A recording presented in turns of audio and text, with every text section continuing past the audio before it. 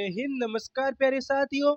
आज हम करने वाले हैं GK GS practice set number 16 जो SSC GD, MTS, railway, Delhi police, RPF या जो भी सेंट्रल गवर्नमेंट के एग्जाम होते हैं उनके लिए काफी महत्वपूर्ण रहने वाला है। मेरा आप सभी दोस्तों से एक विनम्र निवेदन है कि आप इस सेशन में अगर जुड़े हो तो इस सेशन को अंत तक जरूर देखें। अगर आप इसे सहजता से अंत तक देखोगे तो ये प्रैक्टिस सेट आपको समझ में भी आएगा और इसमें जो क्वेश्चन है वो आपके काम भी आएंगे। अगर आप आओगे स्किप करके वापस जल्दी से चले जाओगे तो ना तो ये प्रैक्टिस सेट आपको समझ में आएगा, ना आपका जो टाइम खराब होगा वो कोई काम का रहने वाले। इसलिए मेरा आपसे निम्र निवेदन है कि एक बार इसे है ना अंत तक जरूर देखिए। ये प्रैक्टिस सेट आपको बहुत अच्छा लगेगा। इसमें हम 15 टॉप एमसीक्यू क्वेश्चन करते हैं जो प्रैक्टिस सेट हम डेली इस चैनल पर अपलोड करते हैं। तो सभी साथियों से मेरा यही निवेदन है कि चैनल को सब्सक्राइब करें, वीडियो को लाइक करें, वह अपने दोस्तों के साथ शेयर करें, वह वीडियो के अंत तक बने रहिए। बिना समय गंवाए हम हमारा सेशन को निरंतर जारी रखते हैं। हमारा पहला क्वेश्चन होने वाला है, निम्नलिखित में से किस स्थल से युगल स्वादान द्विस्व संस्कार का प्रमाण मिला? किससे मिलता है? लोथल से। सही उत्तर हमारा हो जाएगा सी।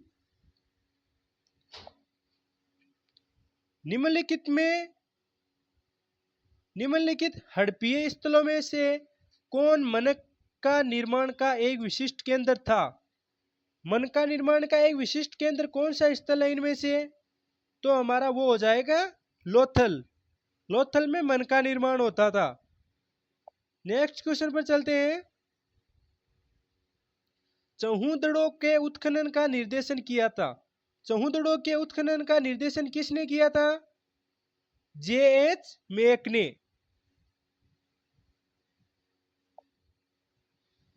निम्नलिखित में से किसने क्रोस्टी लिपि को पढ़ा था? क्रोस्टी लिपि को सर्वप्रथम किस महान व्यक्ति ने पढ़ा था?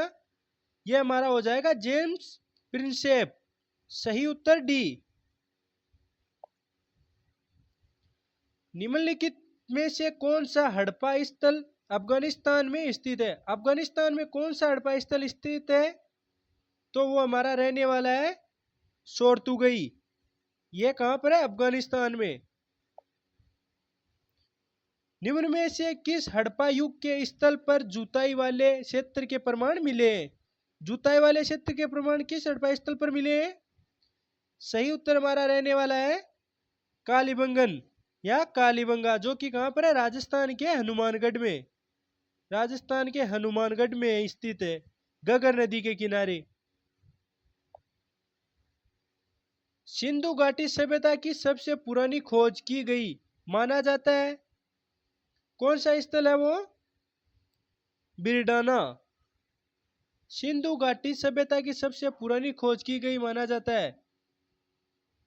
लगता है क्वेश्चन टाइपिंग में मिस्टेक है, तो इस क्वेश्चन को एक बार आप छोड़ दीजिए। नेक्स्ट क्वेश्चन पर हम चलते हैं। निम्नलिखित में से कौन सा परिपक्व चरण का एक हड़प्पा स्थल है जो राजस्थान में स्थित है? इनमें से कौन सा स्थल राजस्थान में स्थित है जो हमने पीछे क्वेश्चन में अभी भी किया था? कौन सा है हमारा? कालीबंगन या कालीबंगा, जो कि हनुमानगढ़ जिले में। नेक्स्ट क्वेश्चन पर हम चलते हैं। पाकिस्तान के किस प्रांत में स्थित मोहनजोदड़ो की प्राचीन सभ्यता का स्थल है? मोहनजोदड़ो की प्राचीन सभ्यता का स्थल कहाँ है? पाकिस्तान के कौन से प्रांत में स्थित है? हमारा हो जाएगा सिंध प्रांत, जो कि पाकिस्तान में स्थित है। पुरातात्विक स्थल इनाम गांव कहाँ स्थित है? इनाम गांव कहाँ स्थित है? इनाम गांव महाराष्ट्र में स्थित है। सही उत्तर हमारा रहने वाला है डी। सबसे पुराना वेद कौन सा है? सबसे पुराना वेद कौन सा है? सबसे पुराना वेद है ये ऋग्वेद। ऋग्वेद हमारा सबसे पुराना वेद है। सबसे नया वेद कौन सा है इनमें से? कमेंट बॉक्स में बताइए। धनुर्वेद यजुर्वेद का उपवेद है। इसका संबंध निम्न में से किससे है? धनुर्वेद का संबंध किससे है? धनुर्वेद का संबंध है युद्ध कौशल से। वेदों का इनमें से कौन सा अंग जटिल शब्दों के अर्थ एवं व्याख्या के लिए प्रसिद्ध है? क्या हो जाएगा हमारा? निरुक्त। निरुक्त हमारा सही उत्तर रहने वाला है। वेदों को इंडो आर्यन सभ्यता का सर्वप्रथम साहित्यिक अभिलेख माना जाता है। इसमें शामिल 4 वेदों के नाम ऋग्वेद, सामवेद, यजुर्वेद और अथर्ववेद है। तो हमारा सही उत्तर हो जाएगा अथर्ववेद।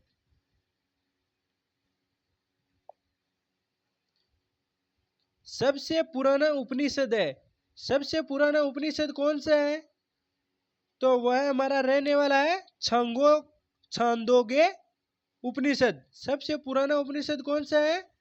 छांदोग्य उपनिषद। निम्नलिखित में से किस उपनिषद में वसुदेव कुटुंबकम शब्द का उल्लेख किया गया है? वसुदेव कुटुंबकम का उल्लेख किस उपनिषद में किया गया है? महा उपनिषद में। सही उत्तर क्या हो जाएगा? ए, महा उपनिषद में। निम्न में से किस वेद में संगीत से संबंधित ज्ञान संग्रहित है? संगीत से संबंधित वेद कौन सा है? संगीत से संबंधित वेद है सामवेद। भारत का राष्ट्रीय आदर्श वाक्य सत्यमेव जयते अर्थात सत्य की हमेशा विजय होती है किस प्राचीन भारतीय शास्त्र से उद्धृत एक मंत्र है? किस शास्त्र से यह लिया गया है? यह लिया गया मुंडकोपनिषद से।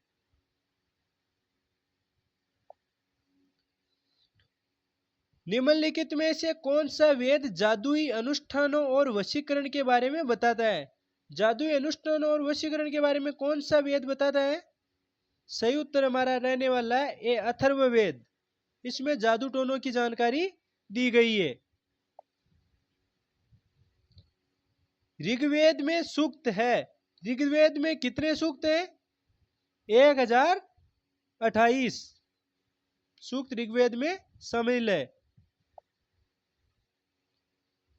अशोक के प्राचीनतम प्राप्त अभिलेख निम्न में से किस लिपि में लिखे गए हैं? अशोक के प्राचीनतम अभिलेख किस लिपि में लिखे गए हैं? वह लिखे गए हैं ब्राह्मी लिपि में।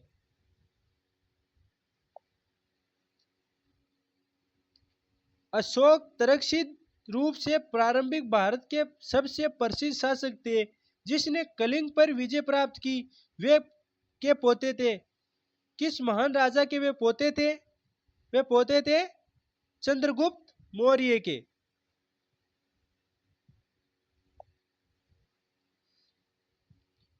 अशोक के शासनकाल की सबसे महत्वपूर्ण घटना कलिंग आधुनिक युग में पर विजय थी जो उनके जीवन का एक महत्वपूर्ण परिवर्तन सिद्ध हुआ। इसका हमारा सही उत्तर क्या हो जाएगा? डी, ओडिशा। ओडिशा के युद्ध के बाद उन्होंने युद्ध करना त्याग दिया था, कहा ऐसा जाता है। अशोक के किस शिलालेख में कलिंग युद्ध में अशोक की विजय का उल्लेख किया गया है? अशोक के किस शिलालेख में कलिंग युद्ध में अशोक की विजय का उल्लेख किया गया है? कौन से में? 13वें में।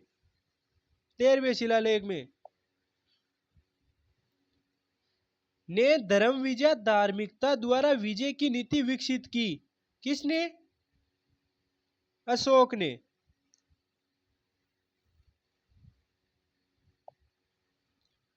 अशोक के शिलालेखों को पढ़ने वाला प्रथम अंग्रेज कौन था? प्रथम अंग्रेज जिसने अशोक के शिलालेखों का पढ़ा था वो थे जेम्स प्रिंसेप।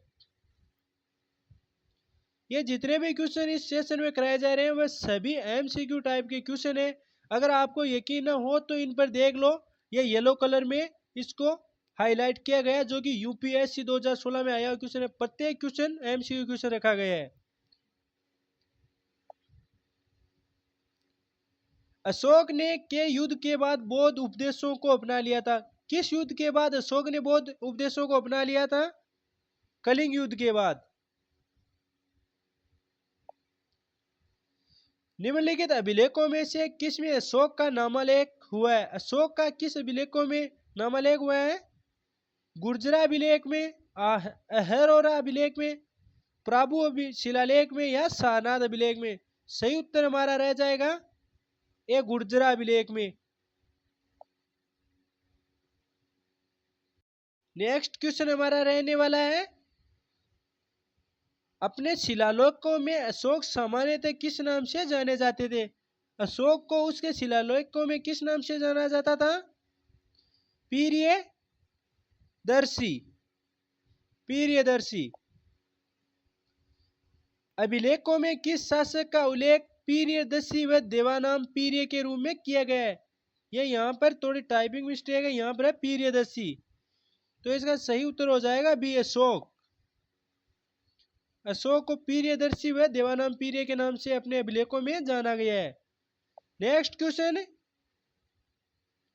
गुप्त साम्राज्य के संस्थापक कौन थे? गुप्त साम्राज्य के संस्थापक कौन थे? चंद्रगुप्त द्वितीय, समुद्रगुप्त, श्रीगुप्त या घटोत्कच? गुप्त साम्राज्य के संस्थापक थे श्रीगुप्त।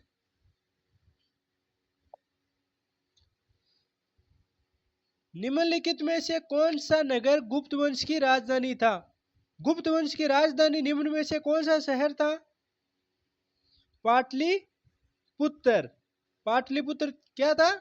गुप्त वंश की राजधानी।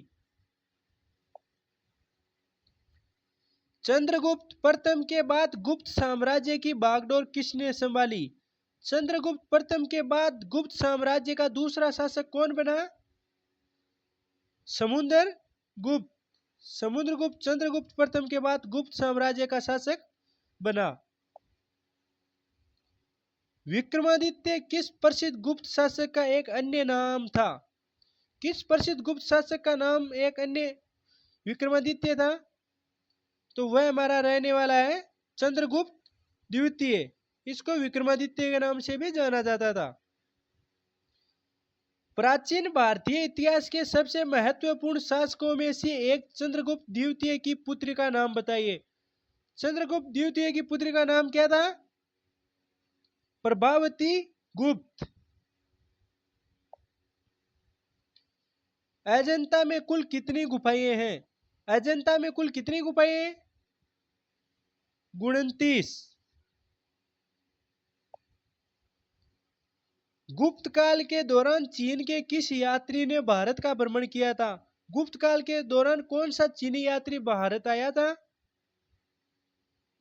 कौन आया था? महायान।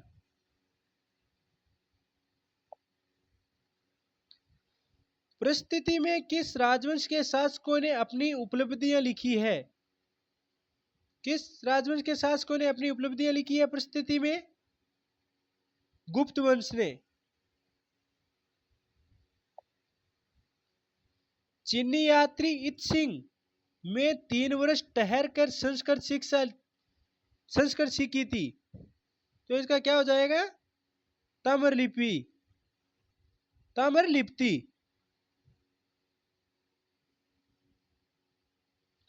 संस्कृत सीखी थी उसने।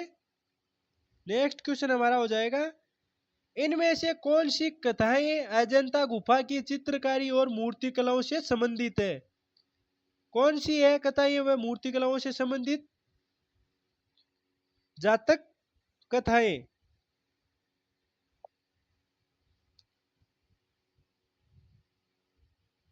नौवीं शताब्दी ईस्वी में निम्नलिखित में से किसके द्वारा चोल साम्राज्य की नींव डाली गई? चोल साम्राज्य का संस्थापक कौन था? राजराज चोल। चोल राजवंश के अंतिम शासक कौन थे? चोल राजवंश का अंतिम शासक था राजेंद्र चोल तृतीय।